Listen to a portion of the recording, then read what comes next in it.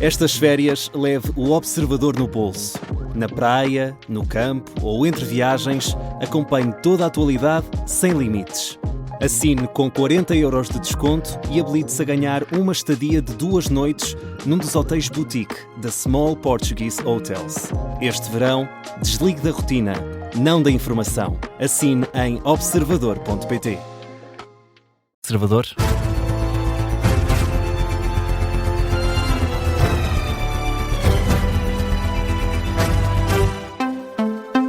Jornal da UMA, com edição do José Rafael Lopes. Um grupo de 22 países europeus pede uma reunião extraordinária para coordenar as fronteiras externas da União Europeia. Grupo liderado pela Itália e pela Dinamarca, que enviaram uma carta à Presidente da Comissão Europeia, ao Presidente do Conselho Europeu e à Irlanda, que assumiu a presidência rotativa do Conselho da União.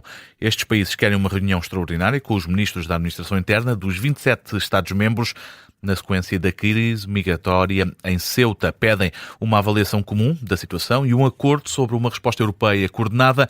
O presidente do governo espanhol quer também uma reunião de urgência com os ministros da Administração Interna dos 27 e critica as reações divergentes de alguns Estados-membros.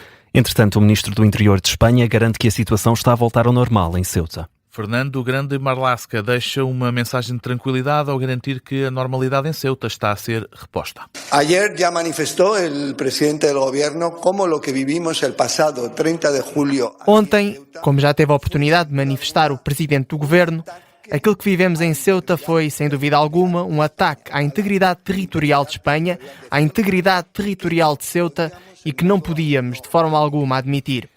Por isso, imediatamente, dispusemos de todos os meios suplementares e necessários para fazer frente a esta situação.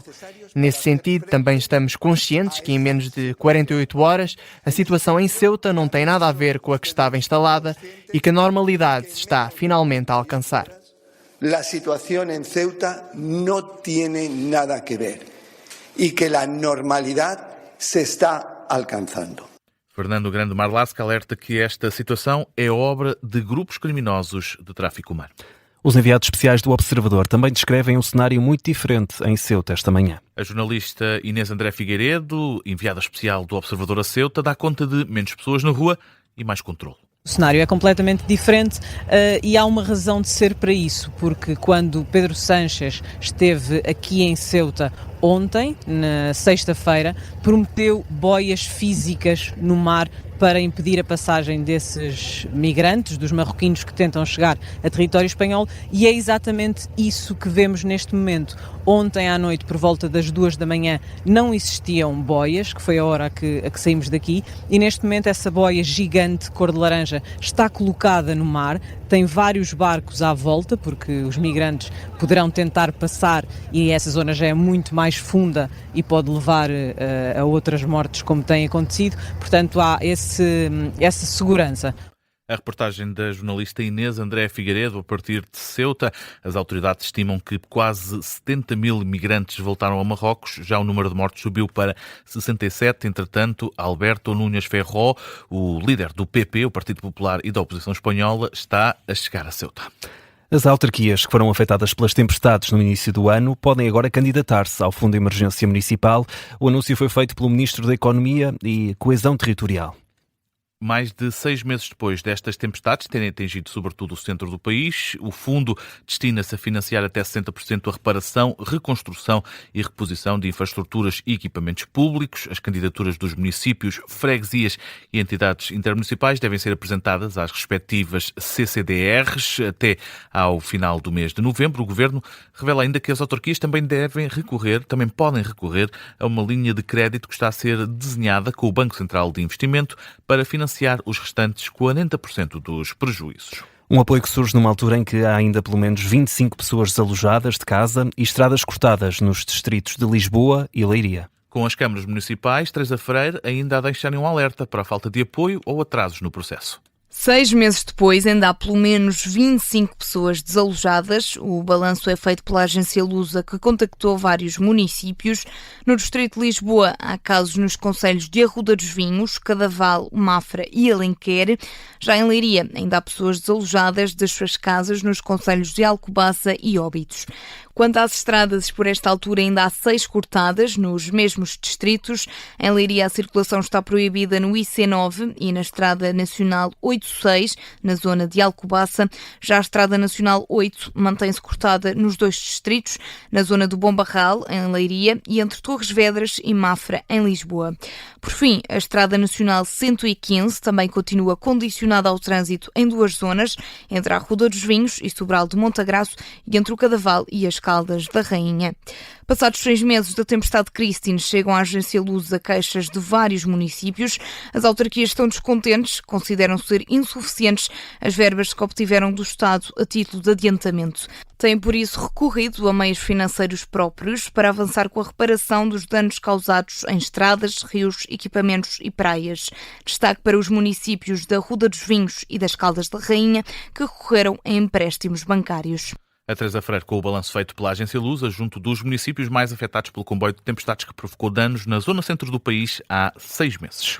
E hoje é dia de Supertaça. Havia uma ameaça de boicote por parte dos árbitros, mas Pedro Proença chegou a acordo com os juízes numa reunião que aconteceu esta madrugada. E a ameaça foi levantada. O presidente da Federação Portuguesa de Futebol esteve reunido com os árbitros em Tomar. O jornal A Bola avança que houve um entendimento para que a Supertaça entre Futebol Clube do Porto e Torriense aconteça sem percalços. Em causa, os polémicos áudios nos quais Pedro Proença critica a arbitragem em Portugal. De acordo com o jornal A Bola, a reunião durou cerca de hora e meia. Todas as partes envolvidas ficaram satisfeitas com o ponto de entendimento e acordaram que há condições para realizar a Supertaça. Antes, o presidente da Federação Portuguesa de Futebol já tinha divulgado uma nota a garantir que tem toda a confiança nos árbitros e que a qualidade do setor é inquestionável. Supertaça entre Futebol Clube do Porto e Torriense às 8h15, é esse o pontapé inicial desta partida. A emissão especial começa logo depois da síntese notícias das 7h30 da tarde. Por agora, Zé, vamos ainda a outras notícias em destaque esta hora, 1h07. O Governo confirma que há muitos portugueses que perderam a casa e o negócio devido aos incêndios na zona de Bordeaux, em França. O secretário de Estado das Comunidades Portuguesas explica que não recebeu, no entanto, qualquer pedido de ajuda. São palavras de Emílio Sousa aos jornalistas esta manhã na fronteira de Vilar Formoso, na habitual recepção aos imigrantes. Os museus e monumentos de Portugal registaram quase 1.700.000 entradas gratuitas entre junho do ano passado e maio deste ano. Dados revelados à Lusa pelo Governo que indicam que cerca de 300.000 destas entradas foram utilizadas por visitantes estrangeiros. O total de entradas pagas e gratuitas chega quase a 4 milhões de entradas. O Benfica confirma que o jogo com o Académico de Viseu da primeira jornada do campeonato vai mesmo ser realizado à porta fechada. O Clube da Luz diz que cumpre o castigo de um jogo sem adeptos na sequência da decisão da Autoridade para a Prevenção e o Combate à Violência no Desporto. Na origem do castigo estão vários processos relacionados com o arremesso de pirotecnia desde a época 2022-2023. Além do jogo à porta fechada, o Benfica foi ainda multado em 150.000 euros. Jornal da Uma com José Rafael Lopes.